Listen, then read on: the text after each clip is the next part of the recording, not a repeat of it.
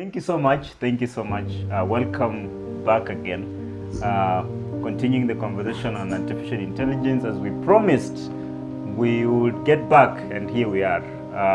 Today it's about artificial intelligence and education, and perhaps bits of job and workplace. How is artificial intelligence affecting education, both in positive and negative way, and also at the workplace? The fear that AI is going to replace us, maybe we shall have a brief conversation around it. And if we are not finishing today, we shall still pick it up until we discuss this comprehensively. So today, as you can see, we are not two, we are three. These are three gentlemen. I think next time we should consider gender balance. Exactly. Precisely. But these are the people we've put our minds together to discuss about artificial intelligence and education. So we shall pick it up right away. We don't have a script, so we shall make it a conversation. As we had said, we shall make it as fun as possible so that it doesn't sound boring. We know people like interesting things to watch and to spend time. You don't need to be stressed and pressed with everything in your life. So we try to make it as fun, laugh at the moment we need to laugh. We're not controlled in our laughing, we shall laugh at any point. But also we shall make it a little bit serious when we need to. So welcome back. Last time we were with Amos and myself, I'm Elias. Maybe the new member on the team will introduce himself and what he does. Okay. Thank you. Thank you, Elias. I'm Stanley, programmer. Programmer of I'm a statistical programmer. It sounded like your second name was Programmer. Stanley Programmer. No, I like introducing myself with just one name because there's no need to bother people with so many names. No, I think just say your full names. It's appropriate in this case if you give us your two names. Okay. Yeah. So if need be, you can call me Ambasu. Yeah. So and there is always need. There is always name. need. You can call him Stanley Ambasu. Yeah. I know many people always want to ask you which name do you prefer, but my preference depends on setting. Okay. When I'm in the village, I prefer this. When I'm here, I prefer another. I can assume. So what do you prefer when in the village? In the village, if you ask Stanley, you not get me. So in the village, you go and ask, what is Ambasu? Where is Ambasu? Yes. Yes. Okay. So from the village setting. Yeah. Anyway, it's a pleasure being here also. Being part of this team to discuss the impact of AI in education, because as things are moving, AI is coming in very handy and very fast, changing the dynamics of education, trying to change the mentality, the way people are doing things, the way people are reasoning, the approach to situations. So I think it's a nice conversation to talk about, because it's not only affecting us as this current generation, but it will have even a great impact on incoming generations. Yeah. So I like the conversation, Elias. Yeah, thank you so much. And I like the way you've put it. You see, when we were growing up, there was a specific way of learning, of going to school, library, reading hard copy books, being encouraged to visit the library, physical library, of course. But as we advance along, we started spending less time in the library because you can just find so much on the internet, on your computer right where you are, or on your phone, however small that phone will be. But now we are in a new era, and the future might even be bigger, or I don't know, the impact will be bigger in future. Maybe if that's the best way to put it. So Amos, do you have something to introduce us for this today's conversation? Okay. I'm really glad to be back again. Last time we had a very interesting conversation that was just breaking the ground for this series is a series of conversations that we're going to be having regarding AI, which has become a very hot topic. It's the hot cake for now. It's a hot cake for now. Yeah. Yeah, it's like now is some people call it the Oppenheimer moment. Yeah, because now we have discovered the power of harnessing something that we didn't even imagine was going to be possible in our lifetime. Yeah, so as many people are saying right now, the genie is out of the box, and now what we need to do is that we need to know how to we need to understand this genie. We need to know how to harness it, how to channel it, how to use it in the correct way, and that is the purpose we're having this conversation, so that at least we can try and see how this genie moves around and how it's operating. Yeah, so it's going to be exciting. And by the way, Stanley is speaking with a very low voice right now in the interview or in this podcast. Normally he speaks louder. He's the loudest in the group. I have a loud voice, so Yeah. I think that's I Yeah. even sometimes don't need a mic. Yeah, he doesn't need a mic at all. Yeah, Today you it need a can be mic heard. because we need to have it.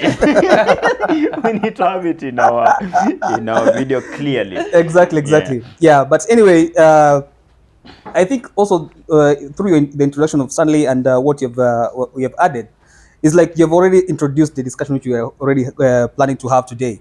The impact of AI on education and jobs, because those are the two areas that we believe as of now that are going to receive a lot of turbulence from the introduction of AI. So the turbulence can be positive or negative. So that's what we're going to evaluate today. We're going to delve deeper to how this AI has affected, not interfered, but affected academia. How nowadays things are being done in a different way compared to what we used to do previously. And what are the repercussions? What are the repercussions of this new perception or new approach to learning? Yeah. So I believe if we can just first of all start with the education, then we move to jobs. Yeah. That will be a very good approach. It would be a good flow. Exactly. So, as we've said, we expect technology, artificial intelligence to have such a big impact. It's already having an impact, but maybe it has not manifested itself properly. So let's talk about it. Maybe it can be easy to talk about what everyone else is worried about. Yeah. That we are ending up in an era where AI is doing everything for learners. Is that the case? What are we seeing and what are we expecting in the coming days? I don't know if one of you can go first. Yeah, I think, I'm equally worried about how AI is coming in so fast, because especially in the education sector, it means maybe in the near future we are going to raise people or experts who do not have the expertise to do the job, but depends on these tools to just work things out. For example, you might find maybe a doctor who wants to just use AI to administer medication. After going into AI, can do that thing. So education system is going to be affected, because I think also in terms of that connection between a student and a teacher. When AI is coming in, I know I'll just sit in my room, use AI to write for me a paper, or use AI to do my research. I don't have that connection with my teacher. So that means we are going to lose that human nature in us as a result of not interacting with people one to one or something like that. And then another thing is, although we are looking at both the negative and positive impact of AI, there are a number of positive things about it, but to me, I think the negative part of it outweighs the positive, because as a human being, we are meant to reason, to think, to be creative. But the way things are moving is like people will not be creative enough to think on their own, but rather they will depend on these tools. Like I can just tell this tool, do for me this, without myself reasoning. So that means we are not going to raise very creative people who can impact the society, very creative people who can solve situations when they come. Because creativity to me is not just a matter of going to school to study, but rather how do you solve a situation. Because school is meant to help us understand how to solve situation, not to pass exams. But now as AI is coming in, especially to students, they are just interested in how will they pass exams rather than how will they think out of the box in case they get a tricky situation. So I don't know, Amos, Yeah, what do you yeah, think? yeah, It will be- I was keenly listening to what you're saying, Yeah. and I realized there's some things that you're saying that I totally agree with, and there's some things maybe we can discuss about. Yeah, I think we can end up making this a debate. Yeah, it can be. If Yeah. this is really true, or if Yeah.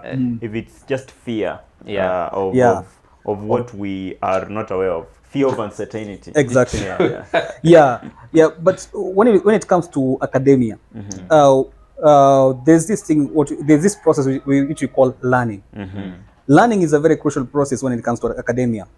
It is through learning where an individual is able to acquire knowledge and skills that can be applied in situations, real life situations, to solve problems that humans are facing. Yeah.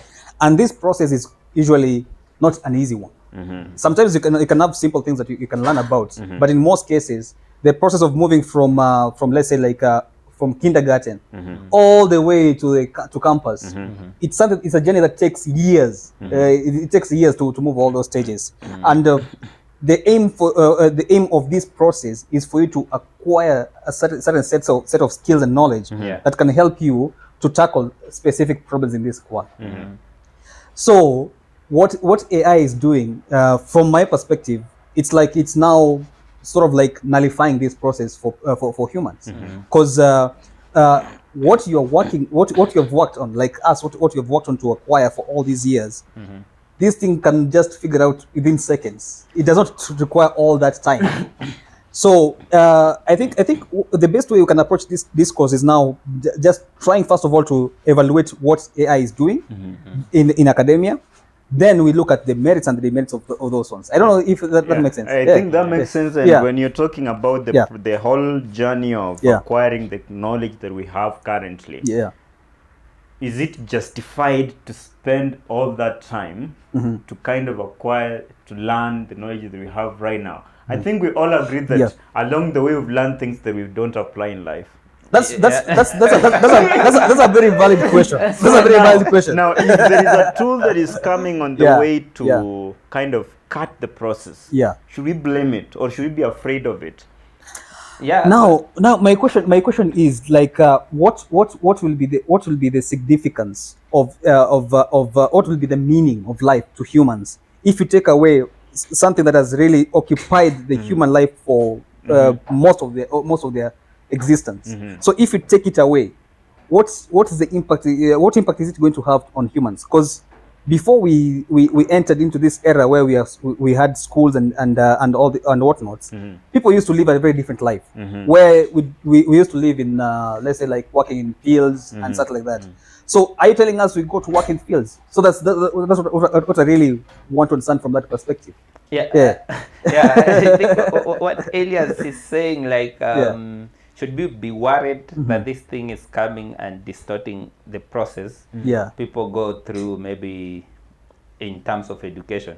I think personally I'm worried because there is a reason why even when a curriculum is developed, you have to go through processes. Because if I just give you everything in one bucket, you might not really grasp what you need, because even the way the brain of a human being is meant from childhood, you need to develop it in stages as you move along. Yeah. So putting this in one thing, that someone can get this whole knowledge from kindergarten to tertiary Yeah. just in one place at Yeah. the same time Yeah. is a risk, because Instantly. even in terms of this person's brain is not developing gradually. Is kind of you just come Yeah. and you get this thing in one place. So it's a risk. It's a risk Because in as much as let's say let's say let me try to go to the other side of your point. Let me say like I believe like it's not a necessary process. If you go to that side, so what's the alternative then? Then what's the necessary process for humans? What should we be doing? yeah. So you see, you lack what to say in that place. I think I'm trying to be a devil's advocate in this conversation because the fact is there is something that is kind of cutting the process Yeah. of learning, Yeah. and we're just not sure of what we can replace it with. Yeah, yeah.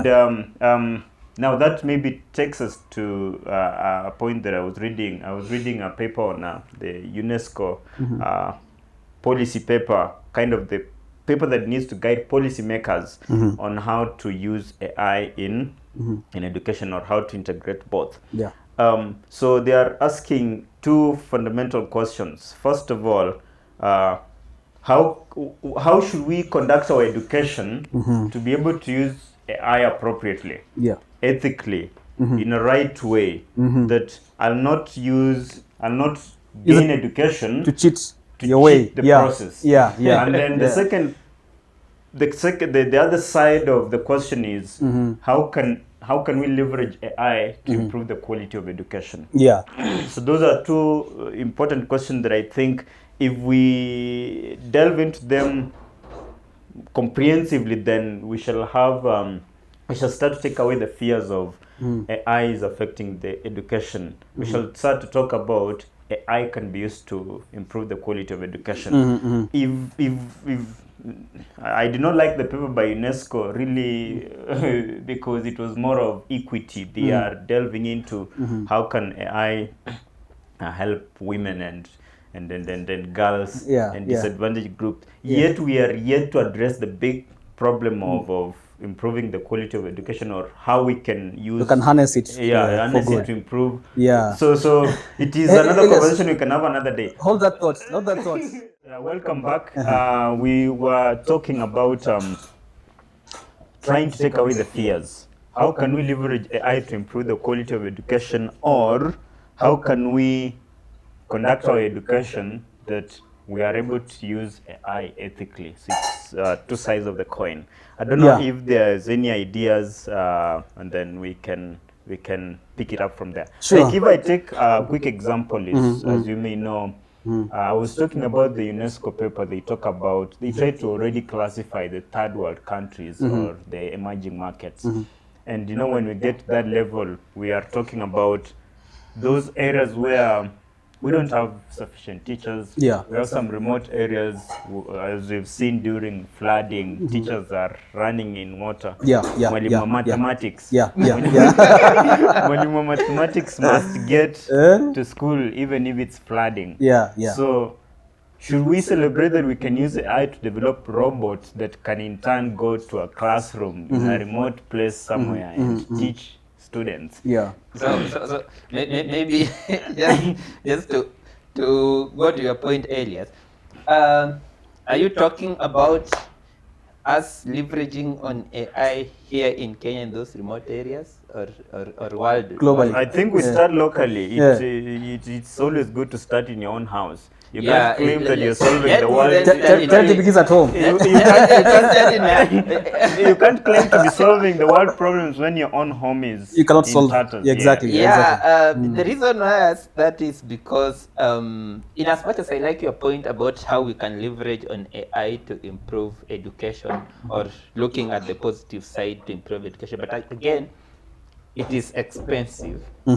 this acquiring this technology is a bit expensive, and that's maybe one of the hindrances that might affect us leveraging on AI in education. Yeah. Because you very well know that these areas that have floods, even those students don't have classroom. Sometimes there's no power, there's no internet connection, and this technology is kind of using those infrastructure. That's the essence of robots anyway. You can administer. deploy a robot from Nairobi to a remote area in Pokot. Yes, It's battery powered. Yes, Yeah. but Or solar powered. Yeah, how also much, powered. Yeah. how much do you think maybe we can use to develop one robot to do that? I think that's a nice point you brought in, because when I was reading the paper, the UNESCO paper that I have already cited, they are talking about how can we make the models cheaper. So it's about making AI models cheaper. Yeah, yeah. So that it now gets to the level, at the local level, we're developing something that is cheap.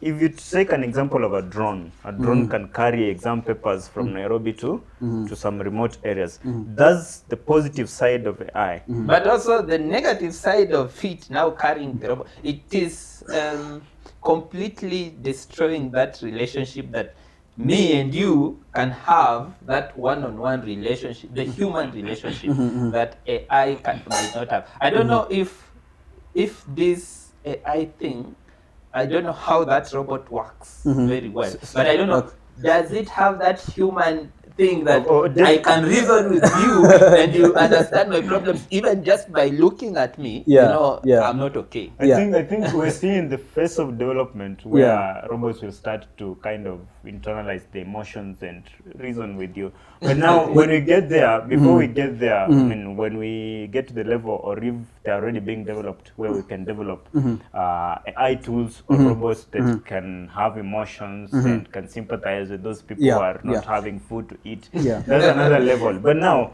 before we get there, or when we get there, then we have to ask ourselves a very difficult question: what will be the role of teachers? Actually, before even go to that extent, you've raised very, very important questions, very critical questions, which are stemming out of that paper that you've cited. How do we make sure that we're using AI for good? Yes. Yeah, as in, how can we make sure that we don't have these situations where students use AI to cheat their way Through the process. through the process of learning? Yeah, and how at the same time, how do we harness this power of AI to improve learning? Yeah, those are very, very, very pertinent questions to this discussion we're having about AI. Because now AI, if there's an area that it has really disturbed, it's that particular area. Sorry, because right now most students, from just clearly from observation. Most students are just using ChatGPT, Google Bard, and being just to cheat their way through the academic system. Which is not a very good thing. It's a very bad thing.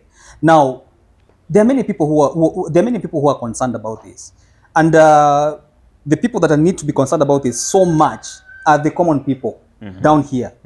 But don't wait for the tech giants to start being concerned about this. Tech giants are out there to get money, to make money, to make profits. The bigger the better for them. The bigger the better. So they can harness this. They can just deploy these models out to the public, because they know at the end of the day they're going to make money. So it's upon us, the people at the ground here, to understand the implications of this technology on our education system, because some people are really focused on trying to make this trying to make this AI become something that can be used by students. A good example is like Khan Academy. You know Khan Academy? Khan Academy, they do provide online teaching. They provide materials. You can go and study many courses on Khan Academy, where I think mostly it's free or something. I think it's free. So the CEO of Khan Academy is one of the proponents of AI. He believes that if you can, there's a way you can tame this genie to benefit the students. They have developed what they call the Can Amigo, I think Canmigo, something like that one, which is an AI-powered tutor which can help a student. So according to them, according to the CEO of Khan Academy, what he believes is that we can put guardrails to ensure that this AI is not misused. So we can make sure that if a student is asking the AI some questions, the AI doesn't just give answers. It explains to the students the steps to getting the right answer, and it does not give the students the answer, just the steps. So it's the student to go through the steps to get to the answer. I think that's a naive proposition Yeah. because it's a good proposition. Yeah. But we already have. If I am not going to Khan Academy to learn, and you see, Khan Academy is giving me an option. Yeah, yeah, yeah. I'll only show you the process and I'll not give you the answers. But we have other. That's the thing actually. That are Where I was giving me the heading. answers. Yeah, What will yeah. be my reason for me to go to Khan Academy and ChatGPT can just do everything and give you And answers. human Yeah, beings so- like simple steps. Exactly. Yeah, So- I like that because you see, sometimes they say lazy people are inventors. I don't know how That's true. behind That's it. true. true, yes, Yeah. Lazy Because people are they very want to innovative. find Yeah. the easiest way of Exactly, doing of doing things. without bothering. Yeah, them. yeah, and yeah, that thing can really apply to students because when a student realizes there is a better way, I can do this. Yeah. I will not go to Khan Academy when definitely. I know ChatGPT is here. ChatGPT is there. It's Yeah. going to Give me- solutions exactly, to my problem. Exactly. So in as much as we are thinking of how we can leverage on this tool or this technology to maybe help in education, Yeah. but again, we are just dealing with human beings who are just cunning and cheeky and Yeah. all sorts of things. Yeah. They want things happen very fast. Exactly. Currently, people want things to happen even in a day. They want to live Instantaneously. Yeah. a life you would live 60 years. You want to live in one day. We Yeah. live in a microwave technology era. That is sorry, microwave era where I want things Chap, to chap, turn chap, out chap. quickly. Yeah. I mean, we've seen this with the current generation where they go to work and they want tomorrow to be earning Millions and millions. double what they Yeah. suggested, but they want to be Yeah. close to the CEO. But So- anyway, coming back before we deviate, coming back to our conversation, I think I would like to we continue with that. Exactly. Yeah. You That could- suggestion of how can we now use those AI, tame them. Who is supposed to tame the AI Yeah. to Yeah. a point that Yeah. it is, yes, it's making life simple, Yeah, but yeah. it's not affecting the ethical process that we need in the education system. Because Exactly. as we can all agree, if you damage the ethics and the process of the education system itself, you've damaged even our workplace. Exactly. So you have people who expect simple answers to complex questions. Exactly. And that's not how the world is made. Yeah. So maybe can we have a way to make this better? Let's see that governments are now involved. Yeah. That just the way we monitor our social media platforms, that we can as well do that on our AI platforms. Don't give fake news, for instance. Yeah.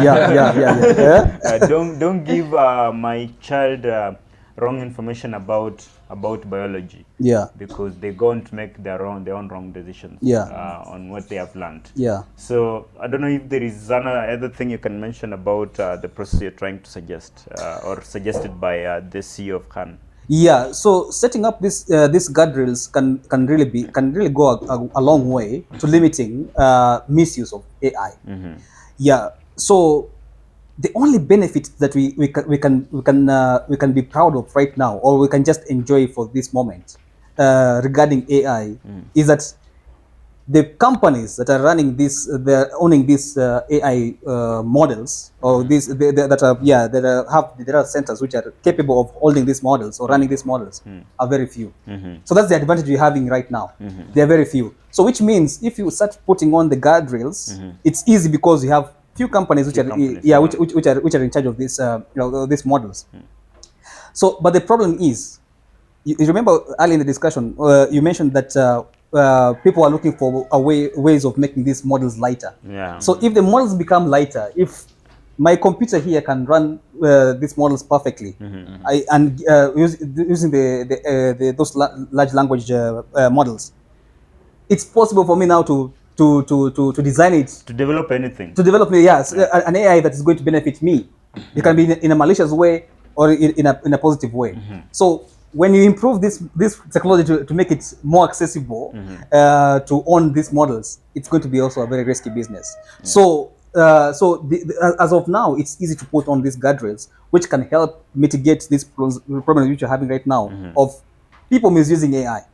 Yeah, it's possible.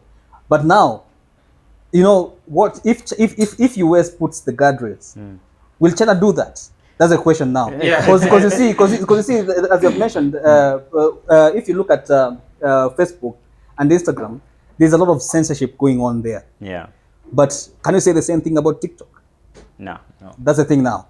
Because if China understands the power of this AI, and they know how strategic this AI can be, like the way TikTok is very strategic for them. Okay, I'm just assuming they can deploy it in the same way to ensure that they achieve their agenda in other parts of the world. Yeah, so that's the damage. Yeah. So it's very difficult. It's very difficult to have a very let's say like straightforward solution to this AI issue, because there's no way of stopping it. I think we can already start to Yeah. list some of the opportunities we have. Yeah. First of all, as we all know, Yeah. not everyone can develop a nuclear bomb. Yeah. Because you will have all the sanctions from the US and the Security Council and everyone. Yeah. So I don't know if these big organizations and powerful countries have already thought about the process. Yeah. But I am as well aware of ethical, is it? Ethical considerations. No. Yeah. Ethics in AI or ethical AI, where they're trying to kind of be advocates of ethical AI development process. So the only problem is they are limited. I don't know, the fact that I am aware of it and not so many people are, Yeah. it means they are not out there doing something. Exactly. Maybe their partnership with other stakeholders, including, I always emphasize governments because we are subjects of government wherever we are. So if we can already start to list, we are aware that if we are putting kind of guardrails on the developers or the big brands that are already involved, now we are also involving governments in doing what they're supposed to do. Yeah. If we just take, for instance, our own government, do we have a ministry of ICT that is entirely involved in what the implications of AI are on the population, on our children? Yeah.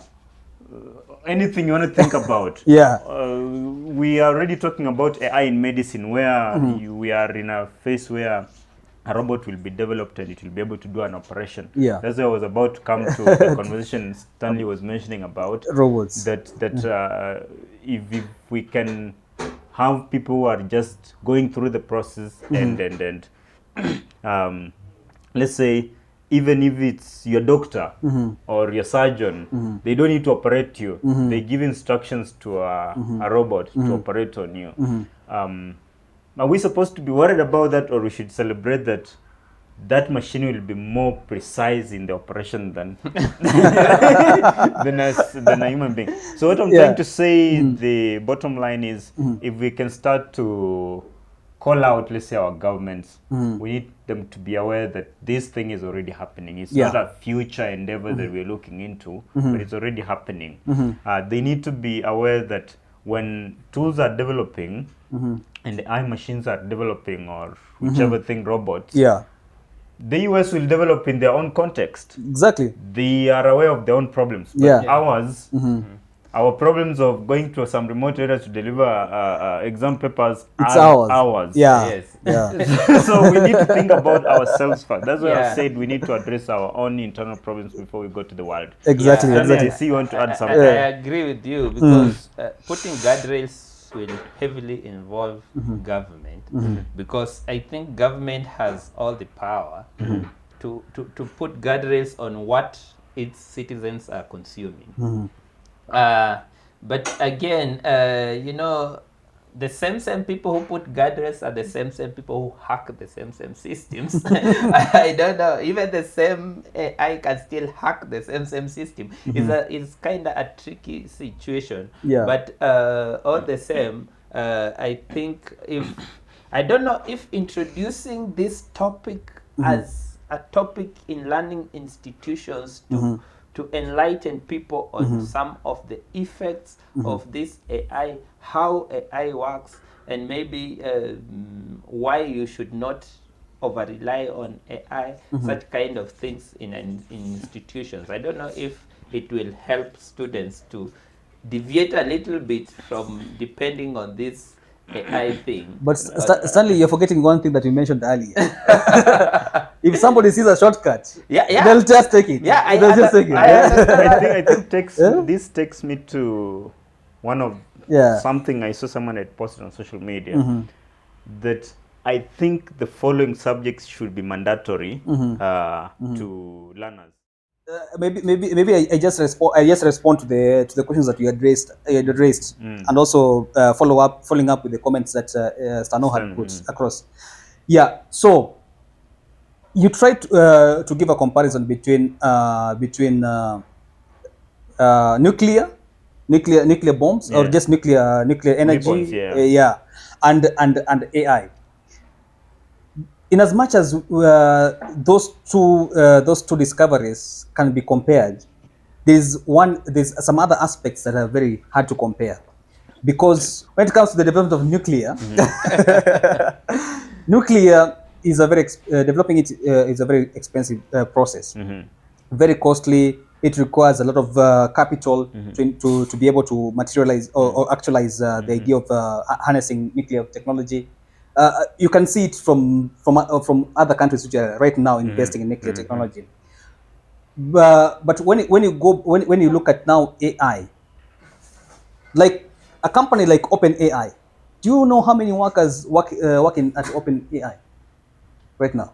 No. There are around 750 workers. Wow. 750 workers doing all this, and you see how powerful this model is across the entire world. Yeah, out of 700 people. So it shows you that this is a different level. This is a different level of discussion. You can argue like that. It's a different level of conversation, but we're saying developing tools that can help us to work. Now, if you try to connect, you realize you can develop an AI robot or an AI model that will simplify the process of making atomic bombs. So if you look at it at that point, you realize these things are so connected. Now, leave the atomic bombs away and then come back to our context. We have the problem of bandits who use machetes and their guns. They go out to fight. Now, assuming someone in the malicious act develop a robot that can act like a bandit in some region in Pokot or even here in Nairobi in the city, and they can be deployed remotely and do even more damage than a bandit could do, because a bandit is a human being. Actually, that's the threat that US is worried about this time of the year, because this year they're going to have their general elections, America, and they're scared because already there's so much propaganda going out, and a lot of fake videos which are being produced from the different political parties. You can find a video of Joe Biden talking about something very preposterous, and if you look at that video, it is, you feel like this is Joe Biden speaking, because the lips, they are synced to the speech, and the face is Joe Biden's, the voice, yes, Joe Biden's. So it's something that can be very catastrophic. So when this technology falls into the hands of malicious people, they can do serious damage. To anything, be it nuclear, be it social engineering. They can do a lot of damage in a very wide scale and very, very, very effectively. Because now these models, they now okay, from how they produce information, it's now they have reached a point where now you can feel like they understand human emotions. So that is very, very powerful. That's why this technology needs to be taken seriously. Because now, you know, most people are not, saying that you should not be worried. Okay, you should not be worried. Even when the computers came, they said that the computers are going to take all the jobs. Yeah. Yeah, but that's not a very intelligent argument. Because what you're having right now is not just a device that you can put there. Yeah. It's something that thinks like you. Yes. Yeah, I So- think so I that's think, the I problem. think we've deviated Yeah. a little bit. Yeah. Our focus was supposed to be Education. AI education. Yeah. Let me ask a simple question right now. Yeah. Because I think before we went for a break, Yeah. I was trying to say I saw someone had shared on social media Yeah. that they wish the following subjects can be taught: driving, mechanical maintenance of your car, Yeah. being a good person, presentation skills, Morals. presentation skills, let's say public speaking, Yeah. just taking care of your own house. Yeah. Such simple tasks, cooking. Yeah. We have neglected them, trying to pursue those big courses. Yeah. Uh, Yeah. Information technology, computer Yeah. science. Heavy courses. Heavy courses. Yeah. I want to be a lawyer. Now, what you have is a lawyer who doesn't know how to clean their own house. Yeah. Of course, it's easy. You can have a machine to clean your house, but what we're just saying is you have someone who seems complex, but they can't handle simple things like conflict resolution. You find someone who is big, a CEO somewhere, but they can't handle a conflict at workplace. So now, what I'm trying to say all here is a simple question: should every student or every learner be taught coding? So now you can start that one. Okay. You mean when you say coding, you mean Computer programming. Computer programming. Yeah. I don't think what you said that institutions should have curricula to teach people about. I can say how to conduct yourself, how to resolve issues, how to even wash, how to talk to even other people. I think it's more beneficial than just us saying institutions should teach people about coding. Because as we are saying, this AI thing is coming in and it can do all the coding. Can write all the code that you can write what you could do in a week, it can do in seconds. Yeah. What you could do in 10 years, it can do for you in a day. Yeah. So In seconds. in seconds. Yeah. See, not a day. So I think we need to start changing our academic maybe curriculum to suit and to produce people who can, because something like conflict resolution, I don't think AI will help solve conflict. Yeah, I can.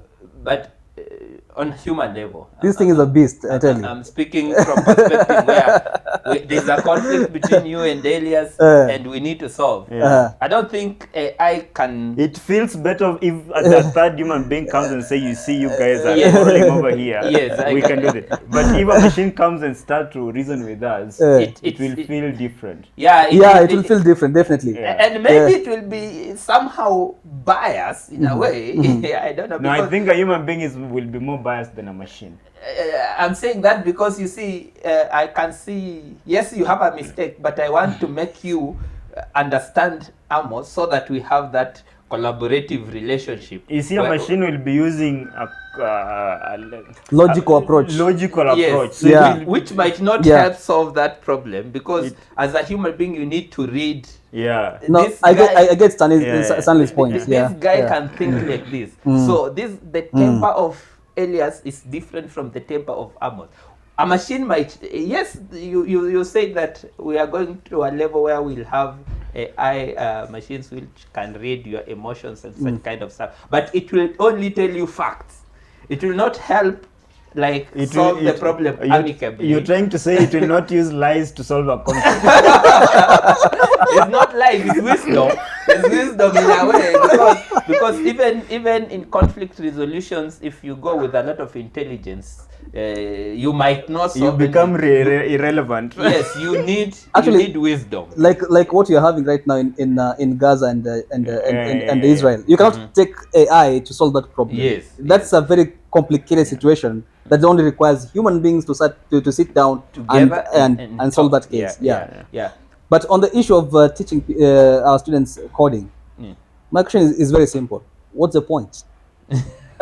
What's the point of teaching them coding? Because I've just told you, actually I was just confirming the numbers of employees. It's 770 who are working at OpenAI. Yeah. If only 770 people can do this monumental can cause this monumental impact in AI, why tell your kids to go and study that? Because what's the point? They have no access to. They have no access to. It's good that you've answered that affirmatively. So what should our kids learn? That's the challenge now when it comes to now this AI thing. Yeah. I think for if you're asking my perspective, I think it's a high time now.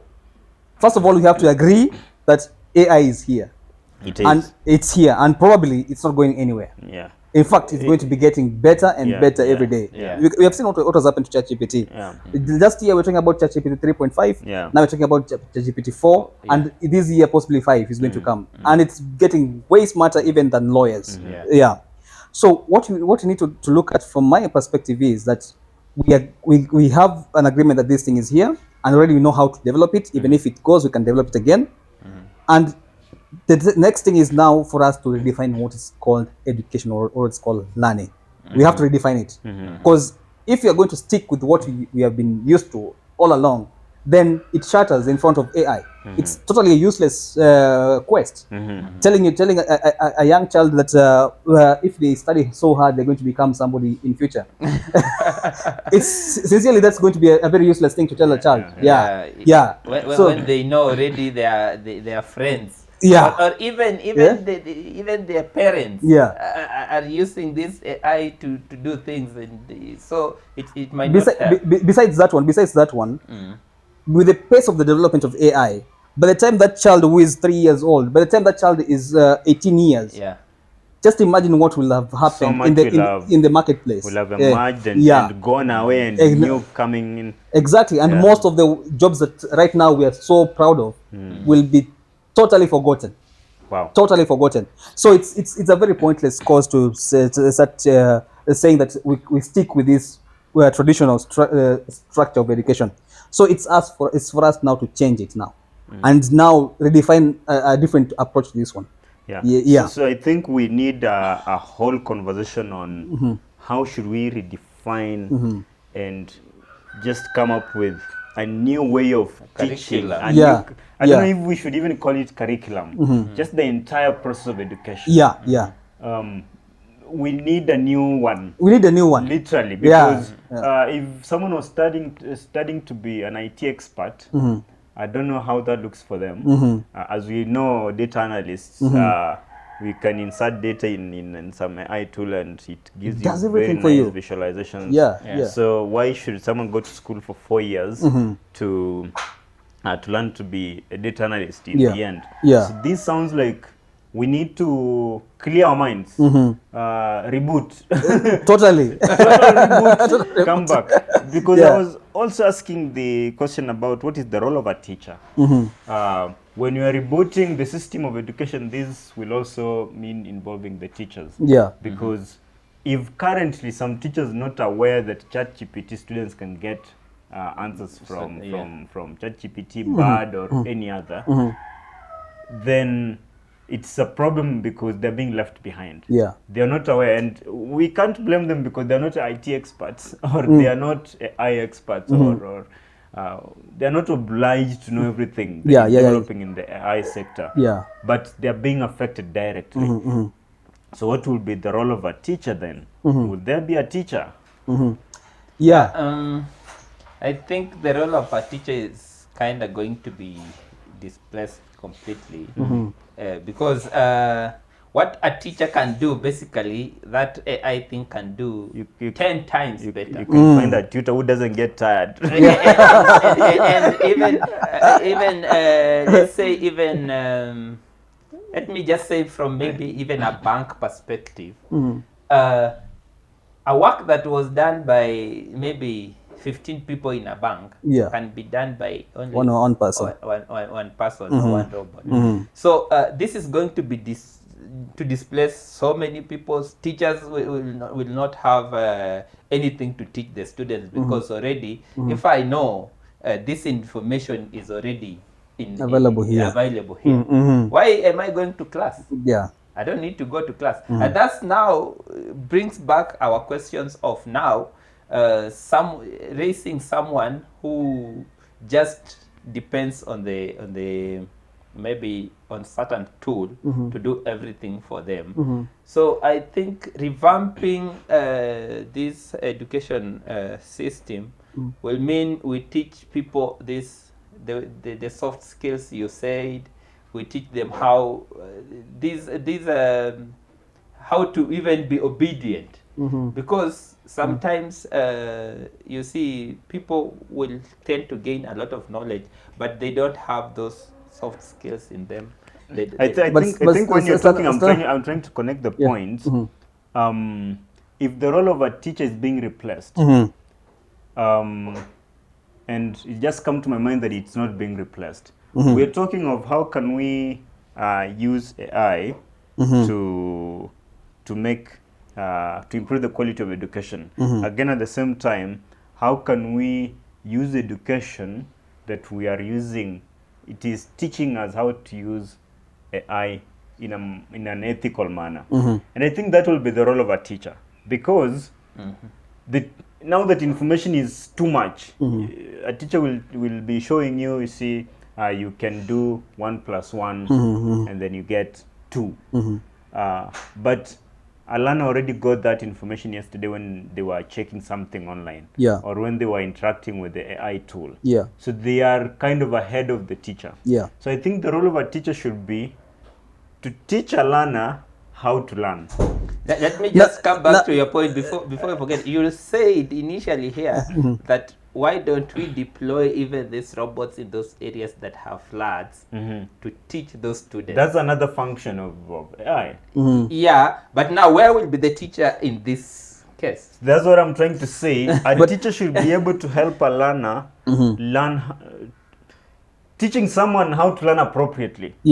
That is, a teacher should be the guardrail to tell a learner when you go to check this information, this is how you're supposed to check. So they're going to teach us how to use AI. I'm thinking that. So my simple question is this: I think you have taught before. Have you ever taught before? Have you ever taught anywhere?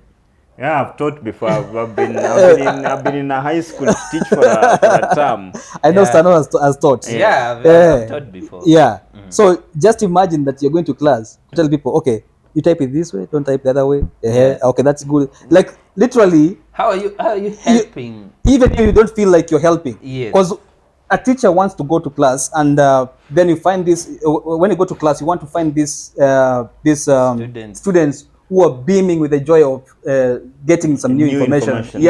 And then you be there and deliver this information to them. In a way that they can understand. Now that process is becoming invalid. It's entirely redundant. It's redundant now.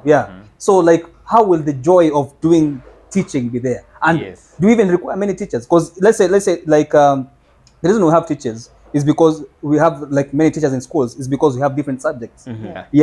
So that's the reason why we have many teachers. So if you have AI, we don't need those many teachers. Even instructing those students, this is how you type. You only need one teacher to tell them. Instruct all the 15 subjects how to do it, how to Google and then even so.